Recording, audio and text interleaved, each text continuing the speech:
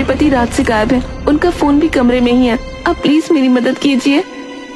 Madam, हम आपके पति को ही ढूंढ रहे हैं। हमने पुलिस को भी इन्फॉर्म कर दिया है। आप हमें थोड़ा सा टाइम दे दीजिए। अच्छा, घबराइए मत, आपके पति जो है आ जाएंगे।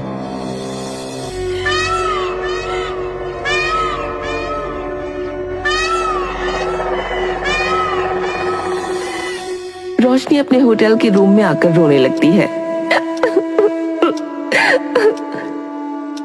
मम्मी पापा कहाँ गए? मम्मी पापा कहाँ गए? पापा कहीं नहीं गए, अभी आ रहे हैं। तभी दरवाजे पर सफाई वाला दस्तक देता है। वो एक बूढ़ा आदमी है।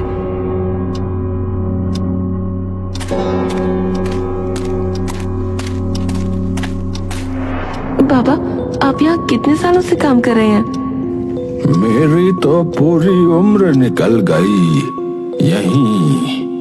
इस पॉइंट का क्या राज है? मैं तुम्हें कुछ नहीं बता सकता। होटल वालों से पूछो। मैं चलता हूँ। बूढ़ा होटल से निकलता है। वो अपने घर जा रहा है। तभी रोशनी उसके पास आती है। सुनिए, मैं जानती हूँ आप कुछ छुपा रहे हैं। मेरे पति कल से गायब है, प्लीज मेरी मदद कीजिए।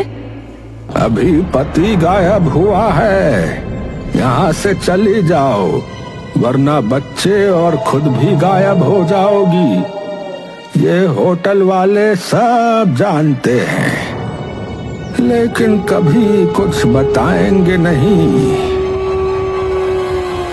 आप बताइए ना बाबा, क्या है यहाँ का राज? तुम वाकई सुनना चाहती हो तो सुनो। यहीं पास में एक लड़की अपने पिता के साथ रहा करती थी, जिसका नाम था दीप्ति। उसकी माँ बीमारी से मर गई।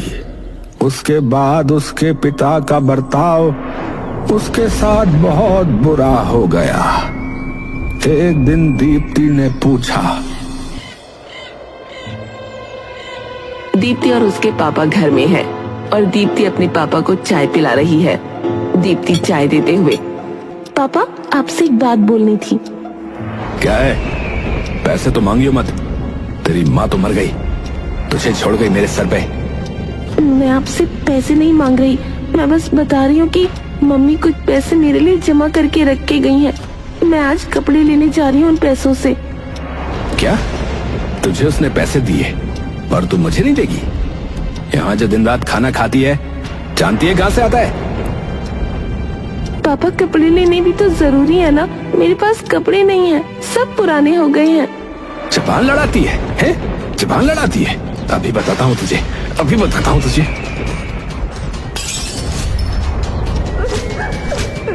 पापा दीप्ति को उस दिन बहुत मारते हैं और उसके पैसे भी छीन लेते हैं।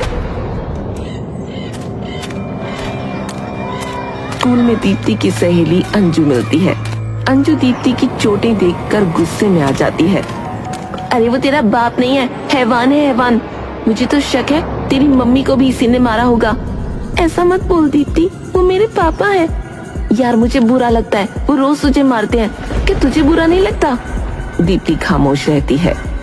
तेरी मम्मी को भी तेरे पापा रोज मारते थे, उनके लिए तो बुरा लगता होगा ना? बुरा तो लगता था, पर तू बताना क्या कर सकती हूँ मैं? मार दे उसे जान से। क्या बोल रही है तू? यही रास्ता है, वरना पिटती रह। चल मैं चली। अंजू चली जाती है। दीप्ति भी अपने घर जाती है। दीप्ति के पापा खाई के किनारे बैठकर शराब पी रहे हैं। हाँ, ये जगह मस्त है यार, यहाँ पीने का मजा ही अलग है। दीप्ति आके देखती है, उसके पापा उसके पैसों से शराब पी रहे हैं। मुझसे पैसे छीनकर आप शराब पी रहे हो? अरे कौन से पैसे, कैसे पैसे हैं भाई? अरे अपने पैसों की शराब पीता हूँ, समझी? मैं जानती हूँ, कल मेरे जो कपड़ों के पैसे छीने ना आपने, उन्हीं पैसों की शराब है ये। पापा उठकर दीप्ति को एक थप्पड़ मारता है और खाई के किनारे पर खड़ा हो जाता है।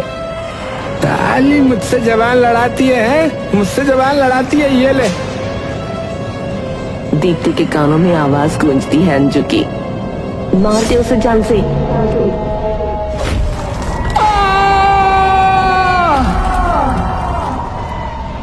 दीप्ति को एहसास होता है कि उसने गलत किया है।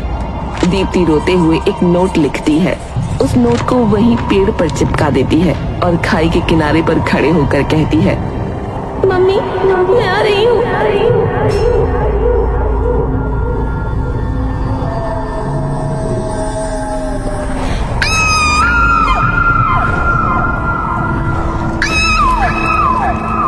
पुलिस को नोट मिलता है जिसमें दीप्ति लिखती है कि उसने गुस्से में अपने पापा को मार दिया, इसलिए वो कर रही है। तब से ही इस जगह का नाम पॉइंट पड़ गया, लेकिन उसके बाद से फिर वारदातें शुरू हो गई।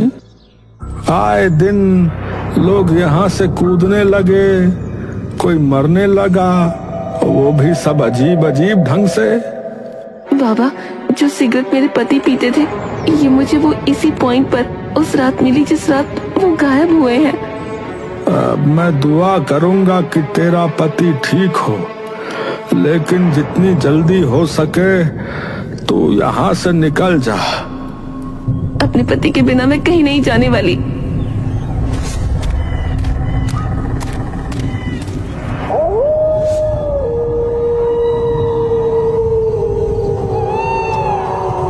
ये कौन है? चल के देखना पड़ेगा।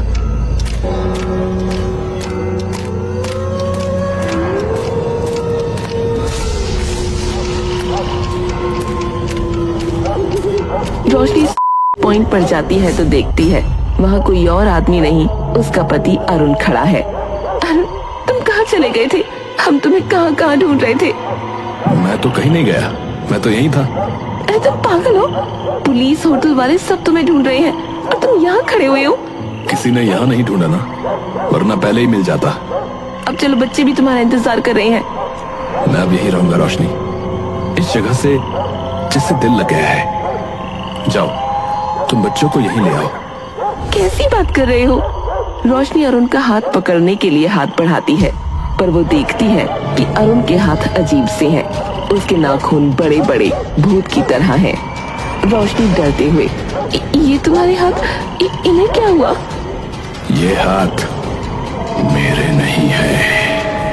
अरुण का भेष बदल जाता है भूत लड़की में। ये मेरे हाथ हैं।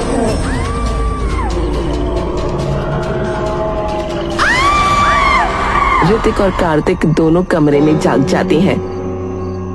कार्तिक, तू सो जा। नहीं भैया, पहले तो पापा नहीं थे, अब मम्मी कहाँ गई? पता नहीं, मुझे डर लग रहा है भैया। डर मत, मैं हूँ ना तेरे साथ। पर मम्मी पापा तो नहीं है ना?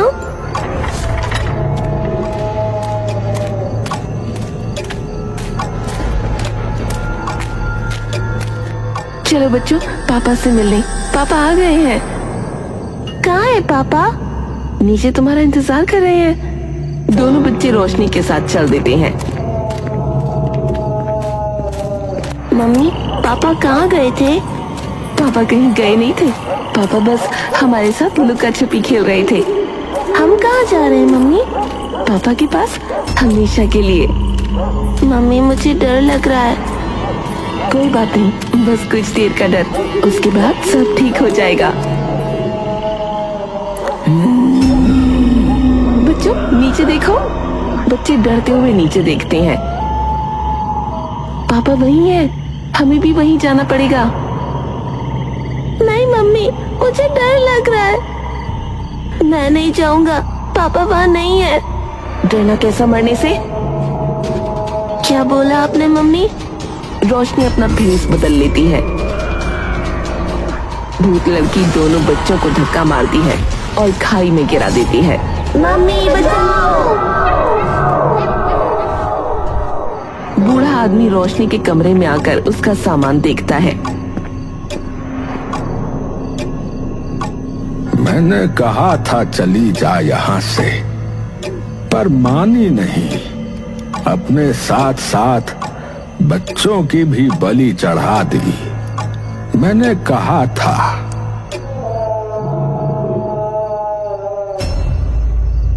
एक कपल इसी होटल में आकर रुका हुआ है।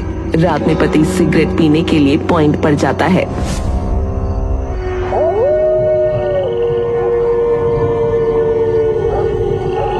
ओ यार, क्या जगह है सिगरेट पीने के लिए। पूरी वादियां दिख रही हैं इतनी रात में भी। अपने यहाँ भी हो कोई ऐसा पॉइंट तो मजा ही आ जाए यार। तभी उसकी वाइफ की कॉल आती है।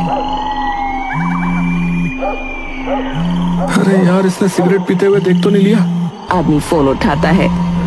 हाँ जान, क्या हुआ? तुम फिर सिगरेट पीने निकल गए ना? डॉक्टर ने तुम्हें मना किया है।